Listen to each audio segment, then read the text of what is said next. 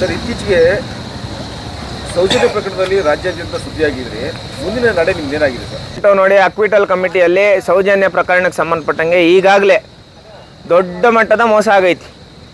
ಈ ವಿಚಾರಕ್ಕೆ ಸಂಬಂಧಪಟ್ಟಂಗೆ ಕರ್ನಾಟಕದಲ್ಲಿರೋಂತಹ 6 ಕೋಟಿ ಜನ ಸೌಜನ್ಯ ಪರವಾಗಿ ನಿಂತಿದ್ದಾರೆ.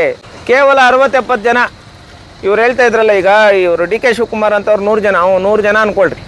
ಆ 100 ಜನ ಮಾತ್ರನೇ ಈ ಅತ್ಯಾಚಾರಿಗಳ ಪರವಾಗಿ ನಿಂತಿರೋವಂಥದ್ದು. ಇದಕ್ಕೆ ಸಂಬಂಧಪಟ್ಟಂಗೆ ಮುಂದಿನ ದಿನಗಳಲ್ಲಿ ಕರ್ನಾಟಕ ಜನತೆ ಎಲ್ಲ ಒಂದಾಗಿ ಡಿ ಕೆ ಶಿವಕುಮಾರ್ ಅವ್ರಿಗೆ ಯಾವ ಥರ ಪಾಠ ಕಲಿಸ್ಬೇಕು, ಮತ್ತು ಅಲ್ಲಿ ಸೌಜನ್ಯ ಅತ್ಯಾಚಾರಿಗಳಿಗೆ ಯಾವ ಥರ ಪಾಠ ಕಲಿಸ್ಬೇಕು, ಸೌಜನ್ಯ ಒಂದು ಸಾವಿಗೆ ಯಾವ ಥರ ನ್ಯಾಯ ಸಿಗಬೇಕು, ಇದು ಸುಮಾರು ಎವಿಡೆನ್ಸ್ ಇದೆ. ಹಂತವಾಗಿ ಮಾಧ್ಯಮ ಮಿತ್ರರ ಮುಖಾಂತರ ಮುಂದೆ ಬಂದು ತಗೊಂಡ್ಬಂದು ಕೊಡ್ತೀನಿ ಸರ್, ಏನು ಅಭ್ಯಂತರ ಇಲ್ಲ. ಸೌಜನ್ಯ ಹೋರಾಟಗಾರರ ವಿರುದ್ಧ ಸೂಲಿಬೆಲೆ ಚಕ್ರವರ್ತಿ ಆಗಲಿ ಮತ್ತು ಪುನೀತ್ ಕೆರಳಿ ಆಗಲಿ ಗಂಭೀರವಾದ ಆರೋಪ ಮಾಡ್ತಾ ಇದ್ದಾರೆ ಸರ್. ಈಗ ಅವನು ಯಾರು ಪುನೀತ್ ಕೆರಳಿ, ಅವನು ಯಾರು ಅನ್ನೋದೇ ಏನೂ ಅರ್ಥನೇ ಆಗಲ್ಲ ಸರ್. ಈಗ ಏನು ಯೋಗ್ಯತೆ ಇದೆ ನಮ್ಮ ವಿಚಾರವಾಗಿ ಅವನು, ಈಗ ನನ್ನ ಬಗ್ಗೆನೂ ಮಾತಾಡಿದ್ದಾನೆ, ನನ್ನ ಬಗ್ಗೆ ಮಾತಾಡೋ ಅಂಥ ಯೋಗ್ಯತೆ ಆಗ್ಬೋದು, ಅಥವಾ ಯಾವ ಕ್ವಾಲಿಟಿ ಇದೆ.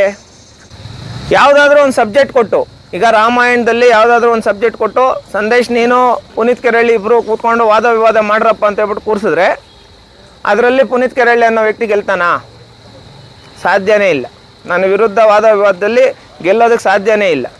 ವಾದ ವಿವಾದ ಬಿಟ್ಬಿಡ್ರಿ, ಈ ಫೈಟಿಂಗು ಯಾವುದಾದ್ರೂ ಕುಸ್ತಿ ಆಗ್ಬೋದು, ಕಿಕ್ ಬಾಕ್ಸಿಂಗ್ ಆಗ್ಬೋದು, ಯಾವುದೋ ನಮ್ಮ ರೆಸ್ಲಿಂಗ್ ಆಗ್ಬೋದು, ಫೈಟಿಂಗ್ ಆಗ್ಬೋದು, ಯಾವುದೇ ಕಾಂಪಿಟೇಷನ್ ಬಿಡಲಿ, ನನ್ನ ವಿರುದ್ಧ ಗೆಲ್ಲೋ ಅಂಥ ಸಾಮರ್ಥ್ಯ ನೋಡಿ ಇಂಥ ವ್ಯಕ್ತಿಗಳಿಗೆ ಇಲ್ಲ. ಮಾತಾಡಿದ್ರೆ ನಿಮ್ಮ ಗಂಡಸ್ತನ ತೋರಿಸ್ರಿ. ಮತ್ತು ಮೊನ್ನೆ ಯಾವುದೋ ಇದರಲ್ಲಿ ಕೋಲಾರಿಂದ ಸೆಡೆ ಬರ್ತಾನೆ ಅಂತ ಹೇಳ್ಬಿಟ್ಟು ಮಾತಾಡೋನು. ಅಲ್ಲ, ನನ್ನೊಂದು ಸೆಡೆ ಅನ್ನೋದಂತೆ. ಯಾರೋ ಇವನು ಪುನೀತ್ ಕೆರಳಿ, ಅವನೇನೋ ನನ್ನ ಹತ್ರ ಬಂದವನಂದರೆ ಅವನೇ ಪ್ರೆಗ್ನೆಂಟ್ ಆಗ್ಬಿಡ್ತಾನೆ. ಯಾರೋ ಅವನೇ ಪ್ರೆಗ್ನೆಂಟ್ ಆಗ್ಬಿಡ್ತಾನೆ. ಮತ್ತು ಅವನ್ಯಾರೋ ಅವನ್ಯಾರೋನೋ ವಸಂತ್ ಗಿಳಿಯಾರು ಮಾತಾಡೋನಿ. ಅವನೇನು ಮಾತಾಡಿದ್ದಾನಂದರೆ, ಸಂದೇಶ್ಗೇನಾದರೂ ಗಂಡಸ್ತನ ಇದ್ದರೆ, ಸಂದೇಶ್ಗೇನಾದರೂ ತಾಕತ್ತಿದ್ರೆ ಇಲ್ಲಿ ಬಂದು ನೀನು ನಿರೂಪಿಸು ಅಂತ ಹೇಳ್ಬಿಟ್ಟು ಹೇಳೋನಿ. ಅಲ್ಲಣ್ಣ, ಈಗ ಗಂಡಸ್ತನದ ಬಗ್ಗೆ ವಸಂತ್ ಗಿಳಿಯಾರು ಮಾತಾಡ್ತಾವನಂದರೆ ಅವ್ನಿಗೆ ನಾನು ಗಂಡಸ್ತನ ತೋರಿಸ್ಬೇಕಂದ್ರೆ ಅವ್ನು ಹೆಂಗೆ ಸಾಲ್ಕ? ಅವ್ನು ಹೆಂಗ್ಸ? ಈಗ ವಸಂತ್ ಗಿಳಿಯಾರು ನನ್ನ ಗಂಡಸ್ತನದ ಬಗ್ಗೆ ಮಾತಾಡೋವಂದರೆ ಅವ್ನು ಹೆಂಗ್ಸಾದ್ರೆ ಬರಲಿ, ಅವ್ನಿಗೂ ಒಂದು ಮಗು ಕೊಡೋಣ. ನೀನು ಹೆಂಗ್ಸಾದ್ರೆ ಪಾಪ ನಿಮಗೂ ನೋಡ್ರಿ, ದಲಿತರು ಭಾರತ ದೇಶದಲ್ಲಿ ಅತಿ ಹೆಚ್ಚು ಗಂಡಸ್ತನ ಹೊಂದಿರೋಂಥ ಸಮುದಾಯ ದಲಿತ ಸಮುದಾಯ. ನಮ್ಮ ಹತ್ರ ಗಂಡಸ್ತನದ ಬಗ್ಗೆ ಮಾತಾಡಬಾರ್ದು. ಇನ್ನು ಬೇರೆ ಇಂಥ ಮಾತುಗಳೆಲ್ಲ ಮಾತಾಡಿದ್ರೆ ಅದೊಂದು ಬೇಜಾರು. ಸುಮ್ಮನೆ ಅವೆಲ್ಲ ನನಗೆ ಇಷ್ಟ ಆಗಲ್ಲ. ಸುಮ್ಮನೆ ಯಾಕೆ ಬೇಕು, ಇದ್ರ ಬಗ್ಗೆ ಮಾತಾಡೋಂಥ ಅವಶ್ಯಕತೆ ಇಲ್ಲ.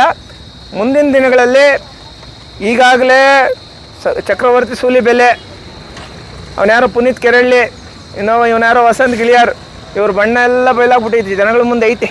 ಈಗ ನಾವು ಯಾರ ಮೇಲೆ ಆರೋಪ ಮಾಡ್ತಾ ಇದ್ರೋ ಆ ಆರೋಪಿಗಳಿಗೆ ಶಿಕ್ಷೆ ಆಗೇ ಆಗ್ತೈತೆ. ಆವತ್ತಿನ ದಿನ ಇವರು ಎಲ್ಲೆಲ್ಲಿ ಮಕ್ಕಳು ಇಟ್ಕೊತಾರೋ ಅಥವಾ ಕರ್ನಾಟಕ ಬಿಟ್ಟು ಓಡೋಗ್ತಾರೇನೋ ಗೊತ್ತಿಲ್ಲ. ನೋಡೋಣ, ಕಾದು ನೋಡೋಣ. Thank you so much. ಜೈ ಭೀಮ್.